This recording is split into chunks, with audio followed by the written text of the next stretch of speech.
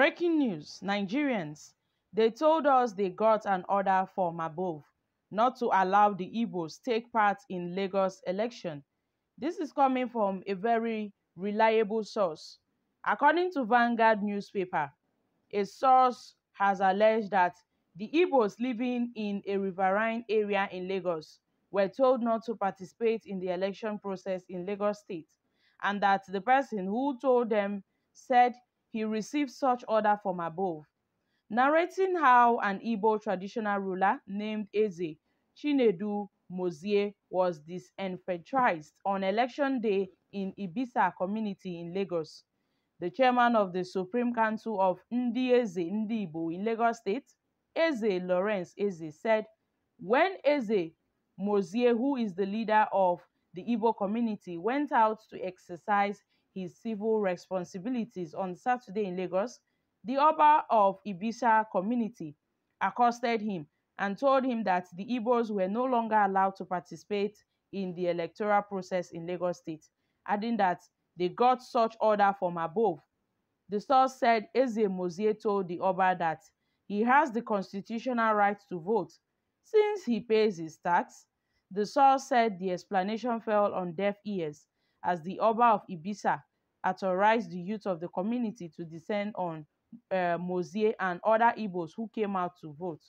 In a bid to defend himself, Mozie ran into the palace of the Oba, who immediately summoned the police to arrest him. Guys, what's your take concerning this issue? Because I sincerely don't understand this ethnic hate that is rising in Lagos between the Yorubas and the Igbos. And this is really getting out of hands. Sincerely, I strongly believe that all this current crisis is about political power. You understand? These politicians have considered this in ethnic grab. It is nothing but power tussle between the APC and the PDP. It is all about who controls Lagos State and nothing more. But unfortunately, many people who are not politically and intellectually, intelligent, really get carried away into believing that this is all about ethnic tussle. Even after the elections, I don't know if this will still continue. In fact, it is continuing already. We are seeing it. Now, this is about who will rule Lagos. But people and politicians are trying to bring disputes between the Igbos and the Yorubas in Lagos. This is because the Labour Party candidate, Badebo Roadvival, who is also a Southerner, or how will I put it? Because his mother is from the Southeast region, so they say he's an Igbo boy. They even call him Chinedu because his name is Chinedu. They call him Chinedu. This Igbo boy wants to come and take our land from us. Meanwhile, some desperate politicians are hiding under this ethnic fight, between the Igbos and the Yorubas, and they are using it against Igbos in Lagos. I sincerely believe that Lagos is a very large place, and it has accommodated both Igbos, both Yorubas, and other people. And it has also attracted foreign bodies, international bodies, and businesses. So I don't know why some politicians will say that Lagos is not no man's land. Like those politicians who have been making, such statements that Lagos is not no man's land. I don't know why they are saying it. But then it is either they don't know what they are saying, or they are trying to stir trouble. Because ever since some politicians have been going around claiming that Lagos is not no man's land, there have been so many feuds and quarrels between the Igbos and the Yoruba in Lagos. Now, anybody who calls Lagos a no man's land is either ignorant or mischievous.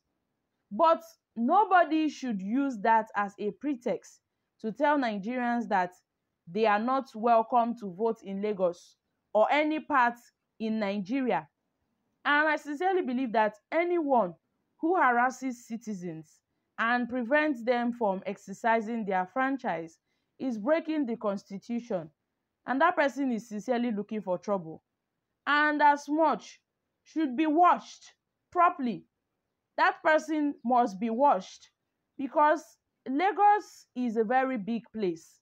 It is a very big city that contains and accommodates everyone from different regions, from different ethnic groups and all. But all these are coming up because we are in this election period. Like, it's because people are trying to, get votes. And people should really see that the fight is between the APC and the Labour Party, because they feel threatened by the Labour Party's presence in Lagos.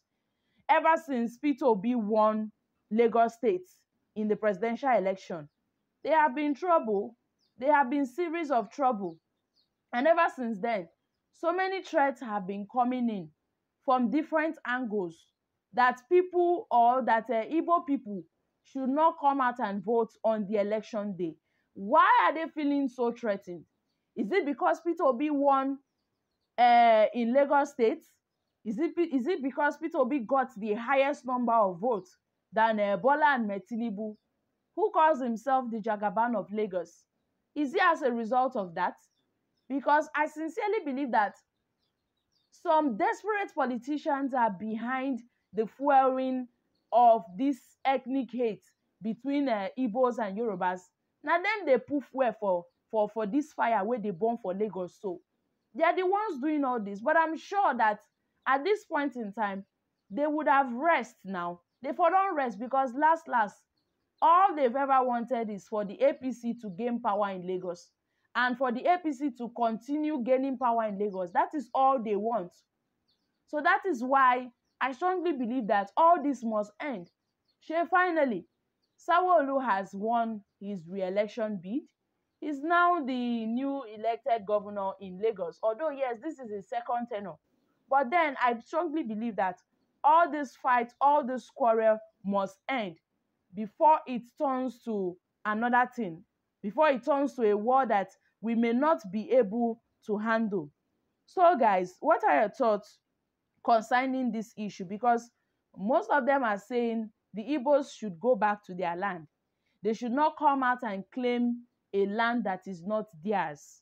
I'm dropping here, guys. Kindly share your thoughts concerning this in the comment section.